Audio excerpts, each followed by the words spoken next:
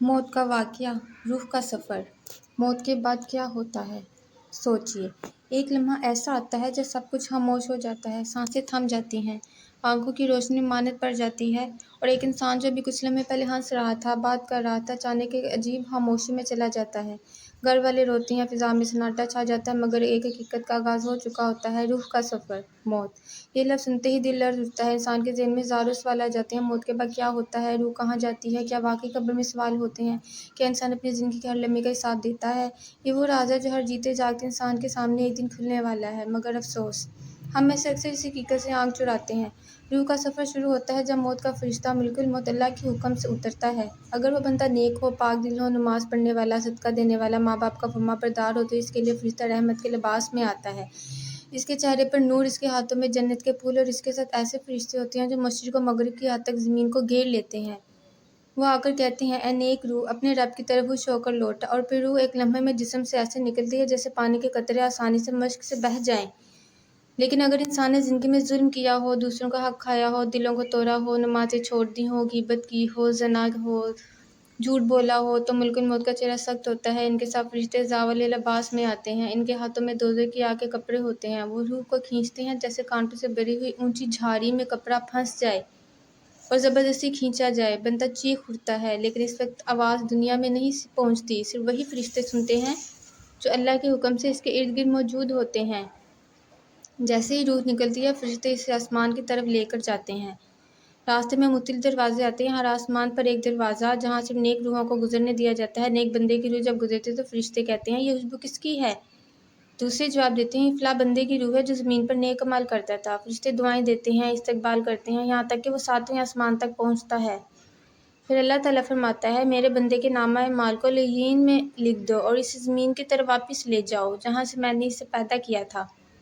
روح واپس زمین کی طرف آتی ہے جہاں اس کا جسم دفن ہونے کے قریب ہوتا ہے۔ قبر تیار ہوتی ہے، لحد میں اتارا جاتا ہے، مٹی ڈالی جاتی ہے، لوگ روتے ہیں، کوئی قرآن پڑھتا ہے، کوئی خاموش کر رہا ہوتا ہے، مگر روح سب دیکھ رہی ہوتی ہے۔ نبی کریم صلی اللہ علیہ وآلہ وسلم نے فرمایا کہ جب لوگ قبر سے واپس جاتے ہیں تو مردہ ان کے جوتوں کی آہٹ سنتا ہے۔ اس وقت دو فرشتے آتے ہیں، منکر اور نکیر۔ وہ سخت آواز میں پوچھتے ہیں: تیرے رب کون ہے؟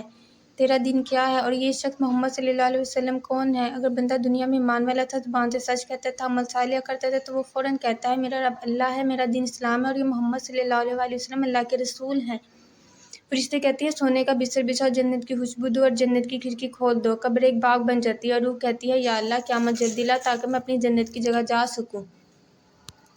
لیکن اگر بندہ کافر ہو یا گناہ گار تو زبان گنگ ہو جاتی ہے، وہ کہتا ہے: ہاں ہاں، میں نہیں جانتا۔ فرشتے سختی سے کہتے ہیں: نہ تو نے جانا، نہ عمل کیا۔ پھر دوزخ کی کھڑکی کھلتی ہے، گرم ہوا قبر میں آتی ہے اور عذاب شروع ہو جاتا ہے۔ قبر تنگ ہو جاتی ہے، یہاں تک کہ پسلیاں ایک دوسرے میں گھس جاتی ہیں۔ یہ سب حقیقتیں ہیں، خواب نہیں۔ روح کے سفر کی یہ منزلیں اتنی باریک اور گہری ہیں کہ انسان اگر ایک لمحہ بھی غور کرے تو دل کانپ اٹھے۔ دنیا میں انسان سمجھتا ہے کہ موت ایک ختم ہے، مگر حقیقت میں موت ایک نئی زندگی کی شروعات ہے، وہ زندگی جو ہمیشہ رہنے والی ہے۔ جب روح قبر میں اپنا وقت گزارتی ہے تو وہاں بھی دو طرح کے احساس ہوتے ہیں۔ نیک روح کو قبر میں نور، خوشبو، سکون اور اللہ کی رحمت کا احساس ہوتا ہے، لیکن یہ بد روح کے لیے قبر اندھیرا، عذاب اور خوفناک منظر بن جاتی ہے۔ بعض روحیں اپنے عمل کی سزا وہاں ہی بھگتتی ہیں۔ فرشتے روح کو روزانہ اس کے اعمال کا منظر دکھاتے ہیں۔ اگر وہ نیک ہے تو اسے جنت کے باغات دکھاتے ہیں، اگر بد ہے تو اسے دوزخ کی آگ دکھائی جاتی ہے، اور ہر دن وہ کہتی ہے: یا اللہ، قیامت جلدی لا تاکہ میرا انجام ظاہر ہو جائے، یا اللہ، قیامت کو مؤخر کر دے تاکہ میں عذاب سے بچے رہوں۔ قیامت کے دن جب سور پھونکا جائے گا تو سب روحوں کو دوبارہ جسموں میں لوٹا دیا جائے گا، زمین پھٹے گی، قبریں کھل جائیں گی اور انسان اپنے رب کے سامنے حاضر ہوں گے۔ وہاں کوئی رشتہ دار، کوئی اعمال، کوئی طاقت کام نہیں آئے گی، صرف ایمان، تقویٰ اور اعمال انجام دیں گے، نجات دیں گے۔ روح کا سفر یہاں ختم نہیں ہوتا، پل صراط پر گزرنا ہے، میزان پر اعمال تولے جائیں گے۔ بعض کے اوقات اعمال ہلکے ہوں گے، وہ حسرت سے دیکھیں گے اور کہیں گے: کاش میں دنیا میں نیک عمل کرتا، لیکن اس وقت نہ وقت ہوگا نہ موقع۔ سوچنے کی بات یہ ہے کہ ہم ہر روز مرتے ہیں، نیند ایک چھوٹی موت ہے۔ جب صبح آنکھ کھلتی ہے تو اللہ ہمیں ایک موقع دیتا ہے کہ ہم اپنی زندگی بہتر کر لیں، مگر ہم غفلت میں رہتے ہیں۔ ہم سمجھتے ہیں کہ موت دوسروں کے لیے ہے، مگر حقیقت یہ ہے کہ ہر سانس، ہر لمحہ، ہر دن موت کے قریب لے جا رہا ہے۔ ایک بزرگ نے کہا تھا: موت سے ڈرنے کی نہیں بلکہ اس دن سے ڈرنے کی ضرورت ہے جب روح تم سے پوچھے گی: تم نے میرے لیے کیا کیا؟ دنیا کی آسائشیں، مال، شہرت، سب ختم ہو جائے گا، مگر جو عمل اللہ کے لیے کیا وہ ہمیشہ باقی رہے گا۔ کیا کبھی آپ نے سوچا جب آپ کی آنکھ بند ہوگی تو آپ کے آس پاس لوگ کیا کر رہے ہوں گے؟ کوئی رو رہا ہوگا، کوئی آپ کا چہرہ آری بھر دیکھ رہا ہوگا، کوئی کہہ رہا ہوگا یہ تو کل تک ہمارے ساتھ تھا، مگر آپ کچھ بول نہیں پائیں گے۔ روح وہاں ہوگی، دیکھ رہی ہوگی، مگر جسم خاموش۔ نبی کریم صلی اللہ علیہ وسلم نے فرمایا قبر آخرت کا پہلا دروازہ ہے، اگر یہ آسان ہو گئی تو آگے سب آسان، اور اگر یہ مشکل ہو گئی تو آگے سب مشکل۔ لہٰذا جب تک وقت اپنے مال کو درست کر لیں، لوگوں کو معاف کر دیں، دلوں کو صاف کر لیں، نماز قائم کریں، قرآن سے دوستی کریں، کیونکہ ایک دن وہی دوست بنے گا جب سب چھوڑ جائیں گے۔ موت سے بچنے کا کوئی راستہ نہیں، مگر موت کے بعد کے سفر کو آسان بنایا جا سکتا ہے ایمان، توبہ اور نیک اعمال سے۔